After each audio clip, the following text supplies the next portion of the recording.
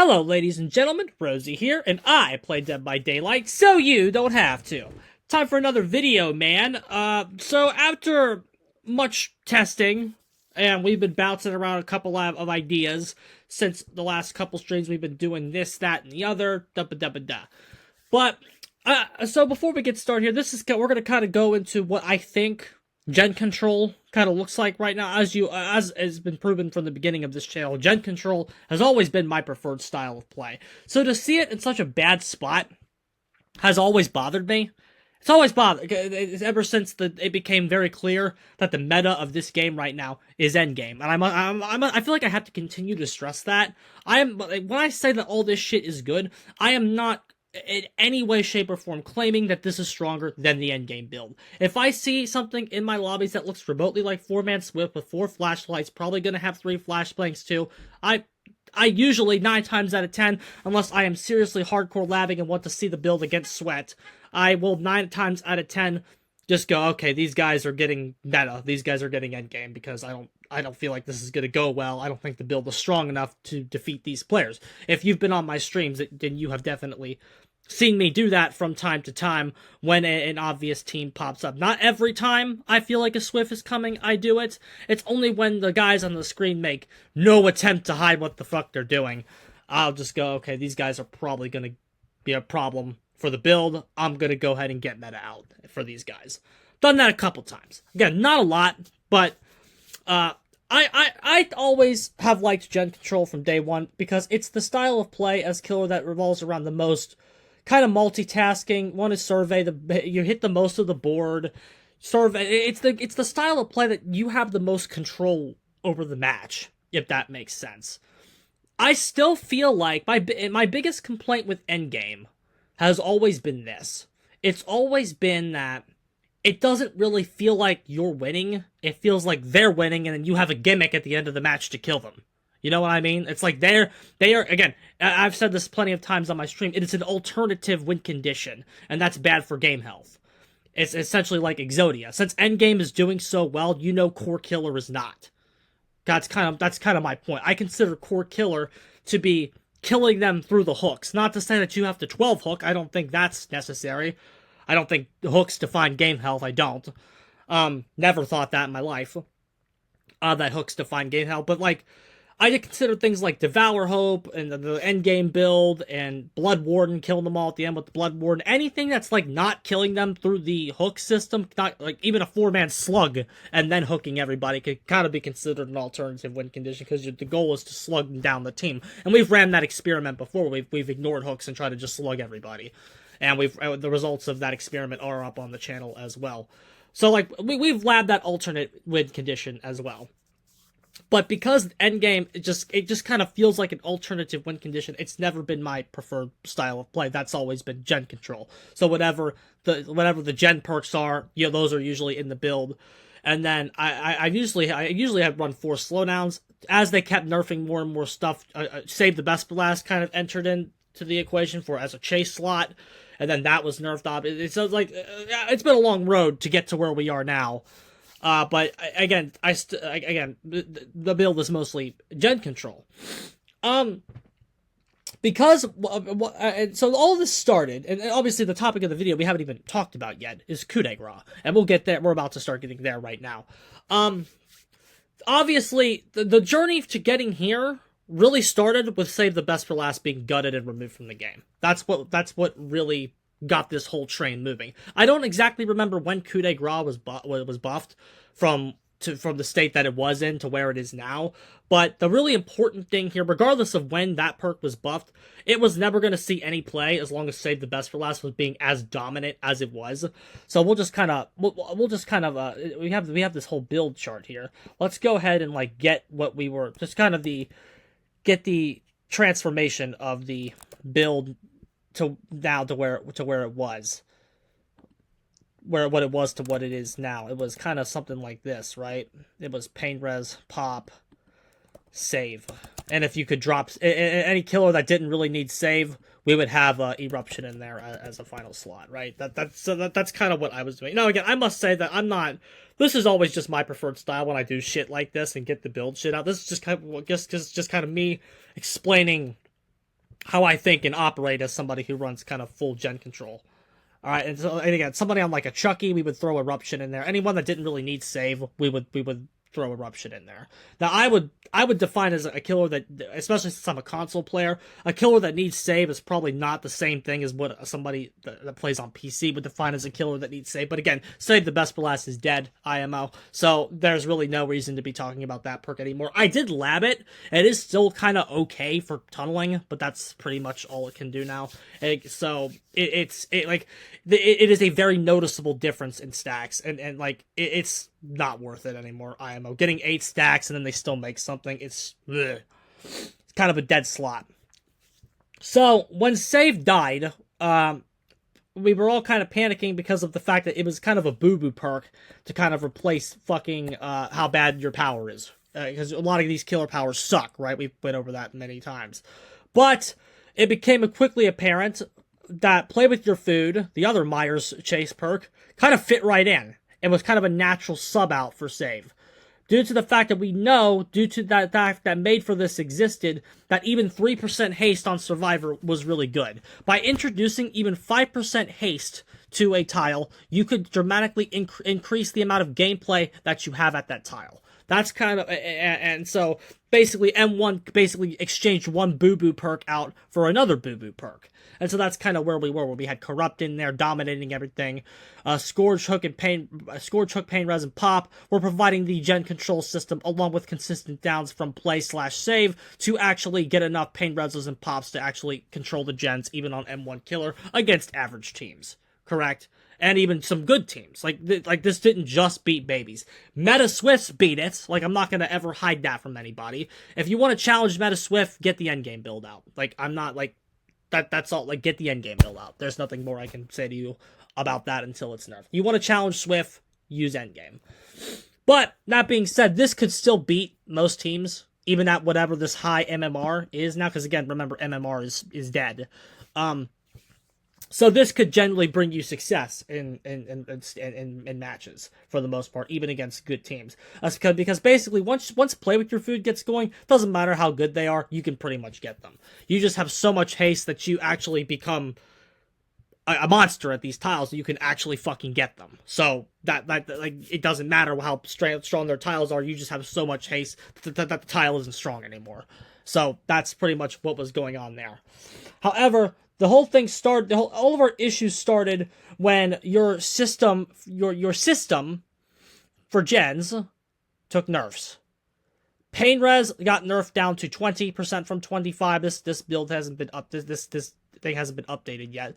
So they dropped Pain Res a tier, but that wasn't a huge deal. Pop was destroyed. They nerfed that from 30 down to 20%, and it was always up to gen's current progress. Basically, Pop, they tried this on Pop before, if anybody remembers. The perk was dead and saw no play, correct? The only people that ran Pop were the fucking, I play Spirit and I think I know the game better than you because I play Spirit. Pop's actually good, right? It was only those half-wits that exclusively mained the top tiers that said that the perk was underrated. Let me tell you something. I just played Survivor the other day with Slashy. I just played Survivor. I can now tell you how weak Pop is. Pop is a joke. I saw multiple killers running it on Survivor. The perk does nothing. Okay? The perk does absolutely nothing until the generator is literally 99. Then you get a Pop Goes the Weasel at 25% like you used to have back in the day. Right? That's the only time the perk does something. And that value at 25%, like, I even was like, what's better for a little bit? Like, if you came on one of my recent streams, you might have seen me running Pop, because I put the challenge out there. What the fuck is better than this at this point? Because, again, we know regression is good, and if you actually do pull off a max value Pop, it does feel good, and it has saved me a couple games. So, like, that thought slowly became creeping in of what the fuck is even better than Pop Goes the Weasel at this point. So, like, again, we still have not gotten to Coup de Grâce yet, but we are about to. Okay, so basically, Pop is struggling. Like, we're struggling with everything here. And what we on the side of all this, the other T that is started is that Coup de Grâce has risen to prominence. Okay, and the reason that I think Coup has become such has become a much better perk now is because Endgame has taught us that if you can that losing gens can be a resource for you. Okay, that's what Endgame has kind of taught you, where it's like, okay, you don't like, especially with the fact that since we don't really have a system to control the gens anymore, if you let them fall and Coup gets 2 tokens, this perk in Chase has always kind of been destructive. It's always kind of been destructive since they buffed it up to 80% and then buffed its fucking number. It's always been kind of a destructive perk in the game. It's always been pretty fucking good. I may have downplayed it a little bit, but again, that's because there were just other perks that were fucking better than it, like a save the best for last and a play with your food. But play with your food, that analysis we'll get to in a second. Save the best for last being the really big one there. But so that kind of made me decide, okay, maybe we can finally do what we all wanted to do for many years and take out Corrupt, because fuck Corrupt. Corrupt is boring as shit, for one. I hate running Corrupt. I've hated running Corrupt since it came out. I liked the perk when it came out, but ever since then it just felt like something you had to run because you didn't have anything else better, which a lot of you have said that before. And now again, that doesn't make Corrupt a bad perk. I still think Corrupt is one of the best perks in Dead by Daylight. And if you come in my comment section and tell me how great it is, I'm not going to disagree with you. I had someone in that video about Corrupt being mid. I'm never going to disagree with somebody that says Corrupt Intervention is good because of this, and this. I know why Corrupt is good. Corrupt is still probably a top 10 perk in this game. I went over the issues with it before, and on my last Corrupt Intervention video. A lot of this might be repeat information if you're a religious watcher of me. But so I'm not going to get into everything about Corrupt being flawed again. I'm just going to jump to the conclusion, which is that I have subbed it out. I've gotten rid of it. And if you've come on my streams recently, you might see something that looks a little bit more like this, and then with the pop nerf, we subbed Eruption back in there. Right? We put Eruption back in Pot's place because Pop is trash. So this is kind of what I was running for a little bit. Okay? Because it's like, okay, I still think Pain Rezo survived, and Eruption's still a decent perk. Eruption's still a fucking great perk in this game, don't get me wrong. It's just that I find Eruption has an enemy in a different gen control perk because they don't have much synergy together, and you'll probably know what that is, because you'll know that I'm running it right now in my gen control build, which means Eruption goes out. But again, we'll get there in a second. The natural thing that I started to notice as we played more and more games with this, because I've played games with this, I've won games with this, I have enjoyed the synergy that this build brings to the table. I do enjoy this build. I do enjoy it. However, there's a couple things that I've started to notice. And that's when you have Play With Your Food and Coup de Grace in the same build, okay? They start to have a little... I'm not going to say a war, because the 2 perks do synergize and they do work together.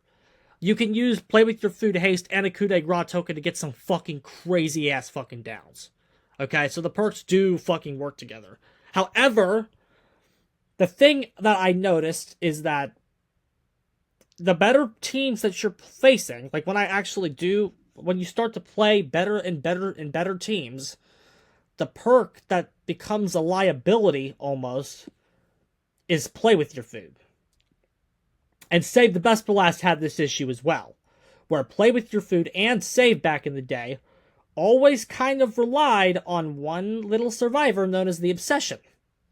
Now, Play With Your Food was a little bit tougher than Save in this regard. This is why I always preferred Save. Because Save, it's like you have a 3/4 chance to find somebody start gaining some tokens on the perk right away. Now, obviously, a Play With Your Food token is more transformative than one Save token. So, like, if you found, like, but like, and you can, as I have stated previously on this channel, get enough pressure to force the Obsession out. And you can kind of force the obsession and start getting the tokens out, or you can just find them first and start getting the tokens that way. However, gaining tokens does take time. That is something that does take some time. If you want to go, I'm going to get 2 tokens off the obsession, that does take some time to do. And again, if you just don't find the obsession, if the obsession's a ghost and you're fucking Freddy, you're gonna wish you had literally any other chase perk, because if you can't find the obsession, you're not getting any tokens. If you get your first token when there's 2 gens left, you are not winning the game. And sometimes that can fucking happen. That's the unpredictability of the obsession mechanic. So I'd have fucking games with this build where I would go in and Coup de Grâce was the perk that was carrying. And here's where we start talking about Coup de Grâce. And I'd start noticing, okay, we're winning the game. Play with your food ain't doing anything. It's not doing anything. Coup de Grâce doing everything in terms of chase, because we're not getting, like, obsession's like a ghost, and even when play gets in the game and gets a token or 2, Coup de Grâce already had 4 downs at this point. It's already had 4 health states. So I got 2 plays stacks, but Coup de Grâce already tearing the game up. Coup de Grâce already gotten some value and some damage and some hooks. So Coup's doing shit and play isn't, and I'm sitting here going, with Coup's doing everything, play with your food's kind of a wasted slot. So then we turn to other things, like I think we threw Pop back in there, we threw Oppression in there. Like I definitely tried some other things in this slot right here. But even when you threw Pop, let's just throw Pop in there, because I believe that's what I had last on M1. So with this build, again, so this is something we ran for a little bit, I believe, as well.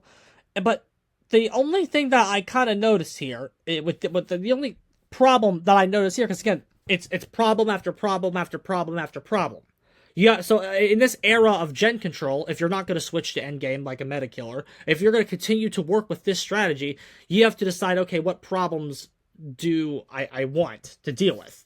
Okay, that's what I've kind of been noticing is going on. The problem with this fucking build is that if you're not getting any downs, these perks ain't going to do much for you. Okay? Now, Coup de Grâce can get the down. So if you're in a chase and they pop a gen, okay, so you lose your first gen, you have a guy injured, you get your first 2 tokens, you down somebody, maybe you kick to gen with Eruption, so somebody on it screams, but then another gen gets done. Like, you could, one down, again, Coup de Grâce can still get you some downs, even in this fucking build. But the thing that you'll find is, even in a build like this, when you're playing people good, even in a build like this, there is still precedence to where they can pop, 3 gens back to back to back to back. This can overstimulate Coup de Grâce, and you'll get your 5 tokens there pretty quick, and it's even if I get 2 downs now with Coup de Grâce, because again, 4 tokens of Coup de Grâce on M1 basically means 2 downs, correct? Now again, that's not necessarily what it means if you can conserve some tokens, etc., etc. But let's say you burn all your tokens because they're really good and you need them to get them. You've burned 4 tokens, you've gotten 2 downs. That's not saving you. You have 2 gens left, and 2 downs doesn't save you against good teams. So they're still going to pop the gens and get the fuck out. Right? And of course, you can tunnel, but then you open yourself up to DS and anti-tunnel options. And tunneling can still just take too much time, provided they're swift and they're flashbanging, body blocking, etc., etc. Like, if they get down at a pallet, then you gotta chase them up. You know what? You've played Killer more than once against people that are good. You know all this shit I'm telling you right now. If you are at 2 gens and you don't have a solid flow going, you pretty much know the result that's going to take place there. You're fucked. So, I'm sitting here going, man, they keep popping gen after gen after gen after gen. They keep popping 3 gens in a row. Coup de Grâce getting overstimulated when people are good. It's something still isn't quick enough here. We gotta get moving a little faster. But it's damn, I really wish there was a perk in this game that could, help you in the mid-game, after a gen is popped, to stop another one from popping real quick. That would be nice. Oh, wait. There is a perk like that, isn't there? It was just nerfed, but there is one. Deadlock. 25 seconds after this is another perk that they nerfed, that they gave a preemptive nerf to, okay, in the past. where they would block it. It blocks the most repaired gen for 25 seconds. So I have found that when you slap this in, I took out Pop first naturally because Pop is ass. When you slap this in, Coup de Grace has a lot more time to breathe. It has a lot more time to breathe. Because you can like get an extra 25 seconds of guaranteed value to get a Coup de Grace token executed. Coup de Grace is transforming the bill here. Like, this is why I say the perk's taken over the game. It is not only its legitimate lethality that has been the best since 8 stacks of save. I would argue that Coup de Grace is better than Play With Your Food due to its consistency. We've already talked about that. But this is like the best chase perk we've had since pre-patch save. But it's a perk that goes, hey, please build around me. Like I'm good, but I'm not like save where I can just fit into your build. I need you to support me just a little bit with the nature of how I work. But this is also a good metaphor because, as we've discussed before, the gen control system isn't where it needs to be to actually hold gens. So now you're going, okay, each gen popping is going to be a resource for me to execute a down. I only need a couple downs to make sure that they die. And if your name is Chucky or another M2 killer that is also good with Coup de Grace but also has a power, you can, like an Alien or somebody, or Demo Trash, you can even conserve the tokens even more if you get any hit with your power. That also helps. Obviously, M1 has a harder time conserving the tokens than M2, and M2s sometimes don't even need the perk, to be honest. But, like, again, as a console killer, I find it insanely helpful on M2 killer as well. Deadlock and Coup de Grace just work so very well together, where Deadlock kind of acts as a corrupt intervention, kind of a replacement to kind of stop the gen rush, but in a way that Coup de Grace likes much more, because instead of corrupt blocking out those early games so they don't get anything done, right? Deadlock says, okay, you can have this one so I can get some tokens, but you can't have that one. So I don't want more tokens too fast. I want to actually get some work done. Now, obviously, the counter argument to Deadlock, which I have stated before on this channel and even in my comments, is that 25 seconds, they nerfed it for one, to nerf 25 seconds, but the big one's that Swift can 99 a gen and block your Deadlock, and that is true. They can do that and block your Deadlock. However, the thing about that here is that this has always been something for Deadlock, but since Coup de Grace can actually get reliable downs, Coup de Grace can get reliable downs. How does that help Deadlock itself? Because you have Pain Reso, you haven't taken that out yet. If you down somebody and throw somebody on a Pain Reso hook, what gen's getting blown up? The Deadlock one. The Deadlock one is getting blown up. So that's going to lose 20% of its progress right there. Which is like, what? If it's 99, it's losing about, what? 25 charges almost? 24.5 charges? Something like that. It's losing almost 24 charges. 24, 25. So that is almost, that's like a fifth of the gen. It's losing a fifth of its progress, which again, it also keeps regressing, so the Swift has to get back over there and rotate back towards it, and somebody's on the hook and you've got pressure. If your name is fucking Alien or somebody fast, like an Alien or a Hillbilly, you can zip across the map and get right over there, correct? And it keeps regressing as well, so if you have enough pressure, that can just tick down and down and down and down. Pretty good against, again, it's not a perfect foolproof solution. Swift will still defeat you, but it's the best response that you have, and Coup de Grace won't be able to make those downs happen. However, again, it's still not a full system, and the thing about regression versus, because again, what this does is it invites blockage back into the build. I have always discussed on this channel my belief that regression is better than blockage because regression, you can get more value off of it than blockage. Blockage doesn't deplete the gen, it just fucking stops it. And again, I still, for the most part, believe this to be true. However, the thing is, the regression perks in the game aren't very good right now. This isn't their meta. This isn't Regretta. Pain Reso has survived because Pain Reso is just very good. It can adapt to any meta that it's in. However, Eruption being 10% and then it starts regressing, I found that's not good enough. Pop Goes the Weasel's value was nerfed, so again, you sub that out. So Eruption is just kind of the odd man out here where it's not really doing anything for you. It's just like it's not that it's not doing anything. It's just that it doesn't have as much synergy as it could. It's like, okay, like it's kind of here. You have to still go kick gens. You're still kind of setting it up. It's still kind of eh. It's just kind of eh. And because Eruption has always been a supplementary perk in the system of gen control, aka it was supplementary to like a Ruin. It was supplementary to a Pop Goes the Weasel. It was always the background player, pardon the pun. It was always the background player. It was always option number 2. It was always option number 3. Asking Eruption to kind of play as option 1 doesn't, again, Pain Rezo's in the game. Pain Rezo's always option 1. Pain Rezo's still the best gen control perk in this game. So it's technically not number 1. But asking Eruption to play a number 2 role, I found that's not working. I found that is not working. It is not as good as it could be. And Eruption is just not, it doesn't have a partner right now. Pain Rezo and Eruption are not partners because Pain Rezo doesn't apply Eruption like a Pop did. Eruption is usually good when Pop is good because your Pop can also apply Eruption and the two can daisy chain into each other. Correct? Pop isn't good anymore. Eruption lost its partner. So Eruption's sitting there kind of the odd man out in the build right now. Again, we haven't really talked about Coup de Grace, but we will do that at the end here. I'm just kind of explaining why Coup de Grace has impacted gen control so much. Because Coup de Grace is here, taking out this, and Coup de Grace has invited Deadlock in the build, leaving Eruption the odd man out, because we took Pop out again, and now Eruption's like, yeah, what the fuck am I supposed to do here? So it's like, okay, is there a perk in the game that would better synergize with Pain Resonance?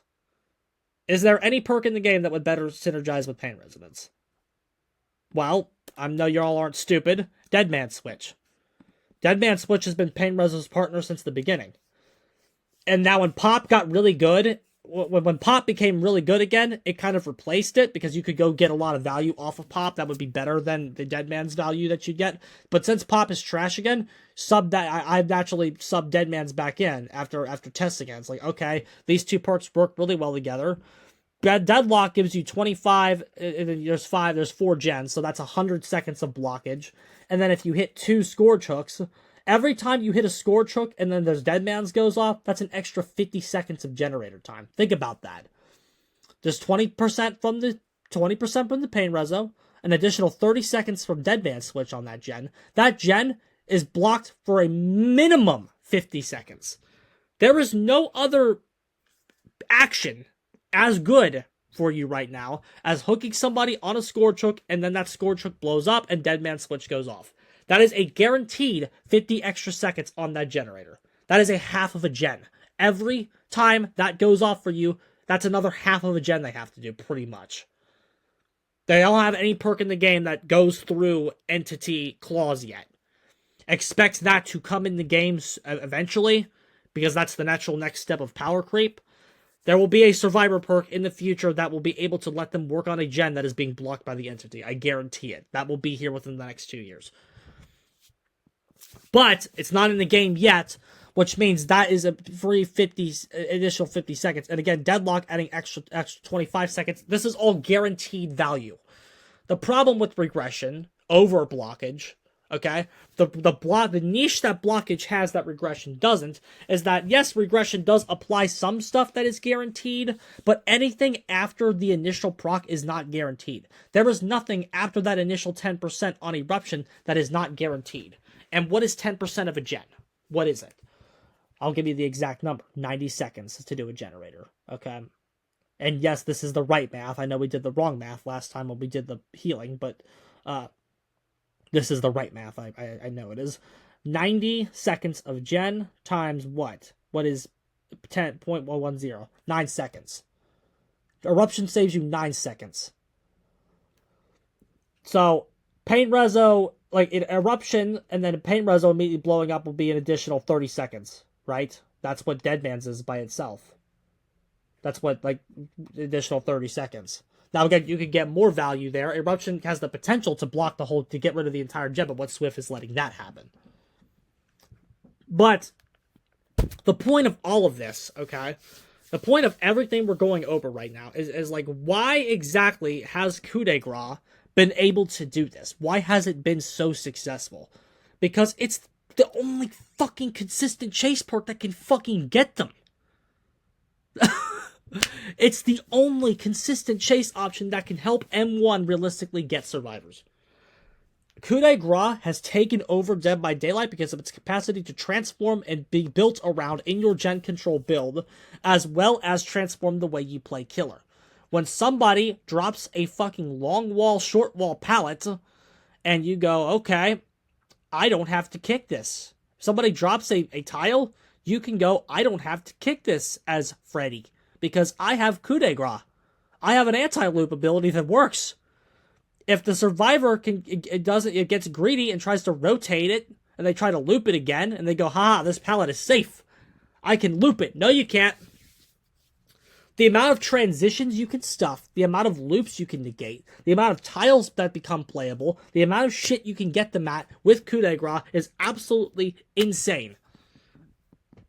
It is absolutely insane and is very beneficial to M1 killer with trash powers. And that the powers that don't work. It is unbelievable what the perk is capable of. The perk is bonkers. It is absolutely extended lunge. Like, this has made me wish that killer had a better base lunge. It really, because like it's amazing what you can do with it. The shit you can get them at is crazy. The shit you can get them at is fucking crazy, dude. Stuff that they think they're safe at, that they're no longer safe at, it has good synergy with Bloodlust, it has good synergy with killer powers, because anything that zones has synergy with Coup de Grâce, because you can zone them, and then that expands the outward zone radius of, oh, I got them here. Like, but it's so good that, in Chase, that it is a perk that demands you to be built around. It demands the game to be centered around it. If you are not centering your build around Coup de Grâce, it's worse than it could be. And the only caveat to this perk, the perk's biggest weakness, I will say this. The perk's biggest weakness is Dead Hard. Dead Hard is the perk's biggest weakness because all Coup de Grâce is a fucking thing that says, hey, Dead Hard right now, please. But here's the thing. Dead Hard 1 is not as prevalent as it used to be. And you may say, oh, I face Dead Hard all the time. I face Dead Hard all the time too, but a lot of the times I'm also not seeing it because I'm smacking them off hook. You can also smack people off hook and then they don't have it anymore.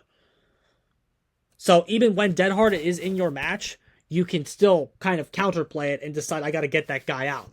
The last major survivor that was actually good that I saw Dead Hard in against, I'm like, I gotta tunnel this guy. He has Dead Hard, and that's Coup de Grâce's weakness. I don't want to see a Dead Hard get rid of a Coup de Grâce stack. I'm gonna tunnel this guy out. I don't want to see it, so let me get him out. And then, again, smack him off hook, and then they can't Dead Hard when they're deep wounded, so, Coup helps you there.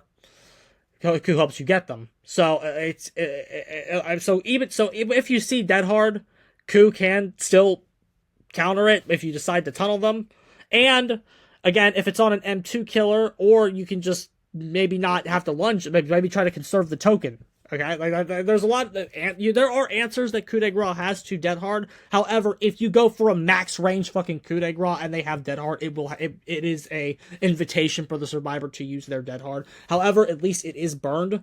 Like they are Dead Harding you, sure, but at least you've also burned it, because what you don't want is the same situation to be like where you max lunge them out of pallet and then they Dead Hard and then you don't have Coup de Grâce to get them afterwards. Also, you get 2 tokens, not just 1, so if a gen pops, you can burn their Dead Hard and also get them, right?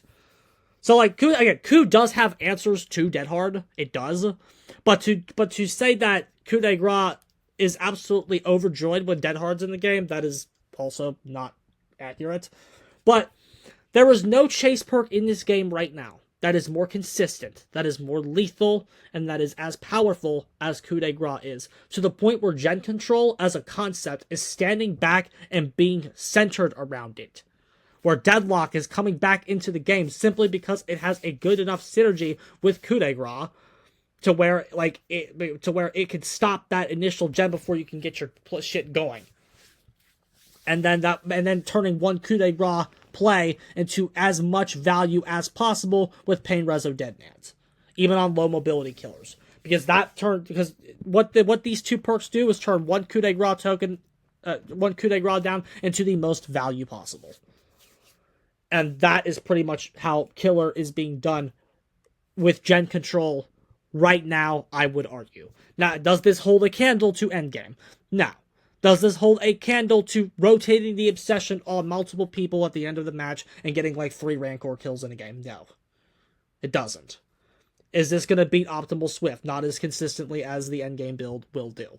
The endgame build is on a whole other level than this, and that, again, I would expect that to be nerfed. Another reason I'm working on this so much is because I don't see endgame staying in the game another 6 months. I really don't. I really, like, I saw Wage play a match at Hawkins where he got like 3 Rancor kills at the gate. And he got like 2 Rancor kills at the fucking gate. Like the guy, like it was nuts. Like, I don't expect that build to stay in. And so once that is gone, you're going to need something to kind of pivot to. And I believe that this is the best possible combination to kind of resume the gen control. It is a healthy mix of blockage and regression, because you got Pain Rezo in there, and you got the 2 block perks in there as well. And your regression events are much safer, because Eruption isn't there to get rid of them in 10 seconds, so you can also always go and kick a generator to apply some regression there as well, which again, that is more valuable now than it was previously, because it's an automatic 5%, and they can't just gen tap it to get rid of it anymore. Both of which are still kind of relevant changes.